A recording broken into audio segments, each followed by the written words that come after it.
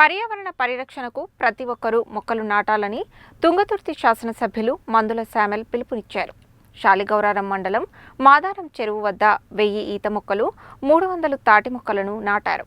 వన మహోత్సవం కార్యక్రమంలో భాగంగా తుంగతుర్తి శాసనసభ్యులు మందుల శామెల్ శాలిగౌరారం మండలం మాదారం చెరువు వద్ద 1000 ఈత మొక్కలు, 300 తాటి మొక్కలను నాటారు. ఈ సందర్భాన్ని పురస్కరించుకొని ఎమ్మెల్యే మాట్లాడుతూ, మొక్కలు నాటడం వల్ల ప్రకృతి సమతుల్యతను కాపాడడంతో పాటు వాతావరణ కాలుష్యాన్ని నివారించిన వారం అవుతామని అన్నారు. అందువల్ల ప్రతి ఒక్కరూ మొక్కలు నాటాలని, అంతేగాక స్వచ్ఛంద సంస్థలు ముందుకు వచ్చి పెద్ద ఎత్తున మొక్కలు నాటాలని పిలుపునిచ్చారు. చెరువులు, కుంటలు, నీటి వనరుల వద్ద ప్రత్యేకించి ఈత, తాటి మొక్కలను నాటాలని, తెలంగాణ అంటేనే కల్లుకి ప్రాముఖ్యత అని, అలాంటిది వీలైనంత ఎక్కువగా ఈత వనాలు పెంచాలని పిలుపునిచ్చారు.